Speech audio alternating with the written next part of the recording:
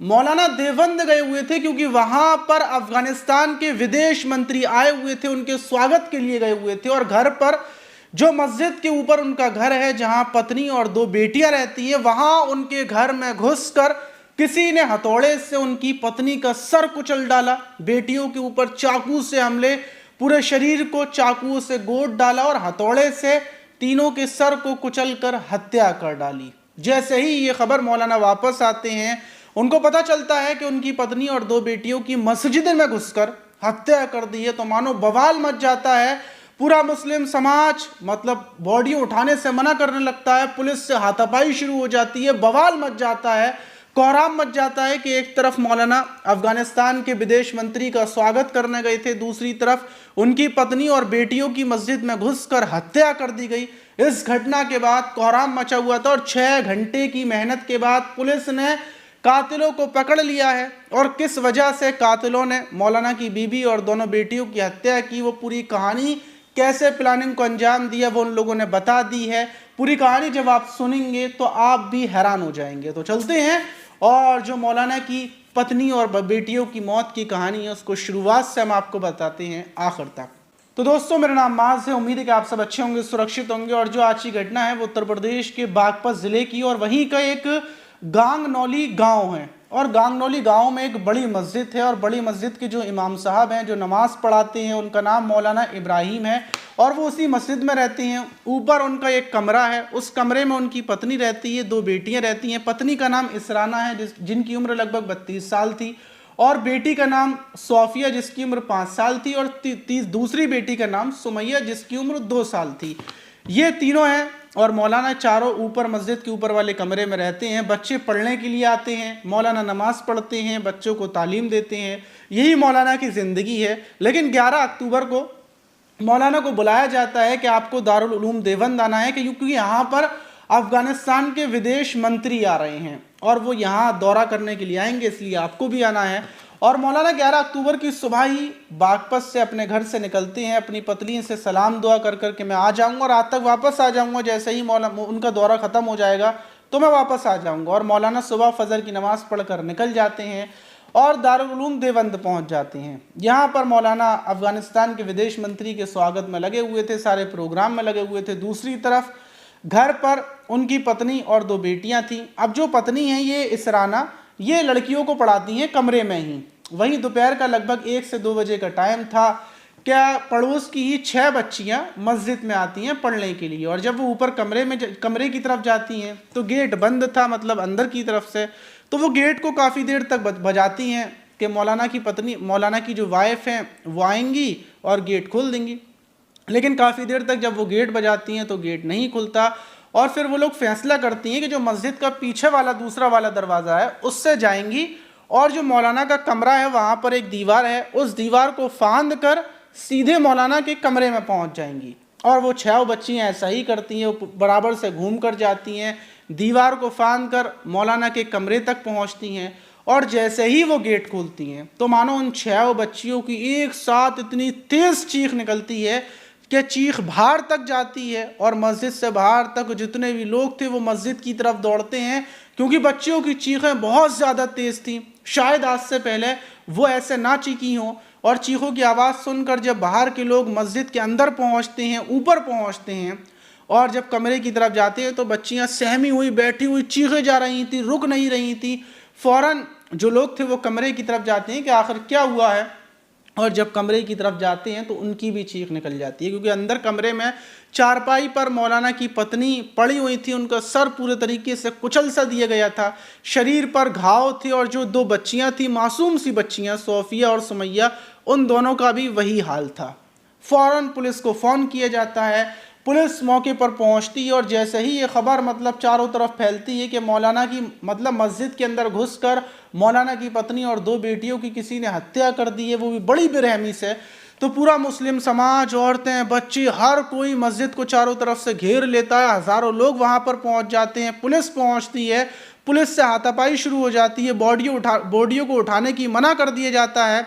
और ये सवाल होने लगता है कि आखिर मस्जिद में घुसकर मौलाना की पत्नी और 2 बेटियों की हत्या किसने कर दी। सबसे पहले लग रहा था क्या शायद किसी और धर्म के इंसान ने ये घटना को अंजाम दिया है, क्योंकि जो मौलाना इब्राहिम है वो देवबंद गए हुए थे, शायद इसी वजह से, क्योंकि अफगानिस्तान के विदेश मंत्री का वो स्वागत करने के लिए गए थे, शायद इसी वजह से किसी संगठन ने मौलाना से बदला लेने के लिए इस घटना को अंजाम दिया है। और यही वजह थी, क्या मुस्लिम समाज के लोगों में और पुलिस में हाथापाई चल रही थी, पुलिस समझाने की कोशिश कर रही थी, और इसी बीच जब लोग नहीं मानते तो फिर पुलिस मौलाना को फ़ोन करती है। मौलाना को जब पता चलता है कि उनकी पत्नी और 2 बेटियों को किसी ने मार दिया, तो मानो मौलाना टूट जाते हैं, क्योंकि मौलाना की ज़िंदगी में कुछ भी नहीं था, सिर्फ नमाज़ पढ़ाना, बच्चों को पढ़ाना, इसके अलावा उनकी ज़िंदगी में ना घूमना था ना फिरना था, बस सिर्फ यही था। मौलाना टूट जाते हैं, बदहवास हो जाते हैं। पुलिस मौलाना को समझाती है कि आप संयम रखिए, कातिलों ने हत्या की, हम कातिलों को पकड़ेंगे, आप पहले अपनी पत्नी और बच्चियों की मतलब बॉडियों को उठवाने दीजिए, उनका पोस्टमार्टम हो जाने दीजिए कि आखिर हत्या कैसे की गई है, क्या है। तो फिर मौलाना राज़ी हो जाते हैं और फिर उसके बाद बॉडियां उठाई जाती हैं, सबका पोस्टमार्टम करवाया जाता है। पोस्टमार्टम रिपोर्ट में यही पता चलता है कि सर को हथौड़े से कुचला गया है, शरीर पर चाकुओं से हमले किए गए हैं, गलों को भी काट दिया गया है, मतलब बचने का 1 भी % चांस नहीं छोड़ा। अब पुलिस छानबीन में लगती है, और जब पुलिस छानबीन करती है, सीसीटीवी कैमरास मस्जिद के चेक करती है, तो उसमें दिखता है कि सीसीटीवी कैमरास बंद हैं। अब पुलिस बंद होने से पहले रिकॉर्डिंग चेक करती है कि आखिर कैमरों को बंद किसने किया। जाहिर सी बात है, जिसने कैमरों को बंद किया है वो वीडियो रिकॉर्डिंग में ज़रूर आया होगा। और जब 11 अक्टूबर की रिकॉर्डिंग पुलिस चेक करती है, तो उसमें दिखता है कि एक लड़का आता हुआ दिखा है और फिर उसी ने कैमरे बंद किए हैं। पुलिस उस लड़के को गिरफ्तार करती है। उस लड़के की उम्र लगभग 16 साल थी और वो मदरसे में ही पढ़ने वाला बच्चा था। जब उससे सख्ती से पूछताछ की जाती है तो वो अपने दूसरे दोस्त का नाम देता है, वो भी उसी की उम्र का था और दोनों ही बच्चे मदरसे में पढ़ते थे। और जो मौलाना की पत्नी की जब बॉडियां उठाई जा रही थी और जब सब कुछ मामला हो रहा था, तब ये दोनों बच्चे मतलब नाबालिग हैं, दोनों वहाँ पर थे, मतलब मौलाना के ही शागिर्द हैं ये दोनों। अब पुलिस दोनों को गिरफ्तार कर लेती है, दोनों वहीं मस्जिद में आए थे। जब सख्ती से पुलिस पूछताछ करती है तो वो दोनों टूट जाते हैं और बोलते हैं कि हाँ, हमने ही मौलाना की पत्नी और उनकी दोनों बेटियों की हत्या की है, क्योंकि हमें बदला लेना था। अब जब पुलिस शुरुआत से पूरी कहानी पूछती है तो पता ये चलता है कि मौलाना बच्चों को पढ़ाते हैं और पढ़ाते टाइम क्योंकि बच्चे अगर सबक याद कर नहीं आते तो मौलाना बच्चों को मारा करते थे। और ये दोनों लड़के हैं, ये दोनों दोस्त हैं और मौलाना सबसे ज़्यादा इन्हीं को मारते थे। मतलब इसलिए मारते थे कि ये बच्चे पिटने के बाद पढ़ें, अपनी ज़िंदगी में कुछ करें। मौलाना का मारने का मकसद ये था कि मतलब काबिल बन जाएं, लेकिन उन दोनों लड़कों को ये लगता था कि मौलाना ने हमसे दुश्मनी बांध ली है, मौलाना के हम दुश्मन हैं और मौलाना हमारे दुश्मन हैं। और जिस दिन ये घटना हुई है 10 अक्टूबर को, मौलाना ने इन दोनों की पिटाई की थी और ये दोनों पिटाई से बहुत ज़्यादा आग बबूले थे। और जब इन्हें पता चला कि 11 अक्टूबर को मतलब मौलाना चले गए हैं, तो उसी टाइम पर इन लोगों ने प्लानिंग की। एक ने दूसरे दोस्त को बुलाया और बोला कि मौलाना से बदला लेने का बड़ा अच्छा मौका है और मौलाना की बीवी और दोनों बच्चियाँ सो रही हैं, चलो उनको जाकर मार देंगे, बदला हमारा पूरा हो जाएगा और मौलाना फिर यहाँ से वैसे भी चले जाएंगे, पागल हो जाएंगे वो। तो फिर एक लड़का उसमें से जो छोटा वाला था वो आता है और वो कैमरे बंद कर देता है। दूसरा वाला था वो अपने घर से हथौड़ा लेकर आता है और जो बड़े वाला बकरा काटने वाला चाकू होता है वो लाता है। और फिर दोपहर के लगभग 1 से 1 बजे का टाइम था।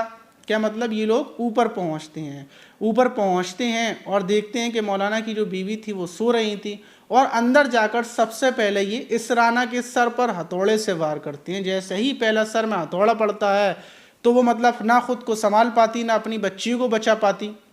जो दूसरा वाला था वो बच्चियों के ऊपर हमला कर रहा था। गेट इन लोगों ने बंद कर दिया था कि बाहर कोई भी ना जाने पाए और ये पूरी ताकत से मतलब मौलाना की पत्नी और बेटियों पर हमले करते रहते हैं और जब तक मारते हैं जब तक तीनों की मौत नहीं हो जाती। मारने के बाद ये वहाँ से आ जाते हैं, हथौड़े और चाकू को ले जाकर ये नाले में फेंक देते हैं और फिर नहा धोकर वापस इस इंतज़ार में थे कि कब पुलिस आएगी और पुलिस कातिलों को ढूंढने में लग जाएगी। सबको यही लगेगा कि मौलाना के मतलब किसी अज्ञात इंसान ने हत्या की है, पुलिस हम लोगों को नहीं पकड़ पाएगी। लेकिन एक गलती, कैमरा बंद करने जाते टाइम वो कैमरे में आ गए और पुलिस ने दोनों कातिलों को पकड़ लिया। और इस घटना के बाद हर कोई हैरान है कि बताओ, बच्चों को पढ़ाने पर कि बस मारने पर बच्चों ने ऐसी घटना को अंजाम दे दिया। तो आप समझ सकते हैं कि वक्त बहुत ज़्यादा बदलता जा रहा है। आप किसी को ना मारें, कब कौन क्या दुश्मनी दिल में बांध ले कुछ नहीं पता। लेकिन फ़िलहाल मैं मौलाना की दुनिया उजड़ गई, ज़िंदगी उजड़ गई। आप एक बार सोच कर देखिए कि एक मौलाना जिनकी पत्नी और 2 बच्चियां थीं, जिनके साथ वो अपनी ज़िंदगी हंसी खुशी गुजार रहे थे, लेकिन अचानक से उनका सब कुछ छिन गया। अब शायद ही वो ज़िंदगी में वापस वो ऐसे जी पाएँ और पता नहीं कैसी ज़िंदगी होगी। तो ये दर्द बहुत ज़्यादा बुरे होते हैं। अगर मौलाना को अगर थोड़ा सा भी पता होता तो मौलाना कभी बच्चों को नहीं मारते। तो इसीलिए अगर आप बच्चों को पढ़ाते हैं, कुछ भी करते हैं, तो ऐसे बच्चों को ना मारें। आप इस घटना पर क्या बोलना चाहेंगे? क्या उन आरोपियों को क्या सज़ा मिलनी चाहिए? कमेंट बॉक्स में ज़रूर बताइएगा। मिलते हैं किसी और वीडियो में।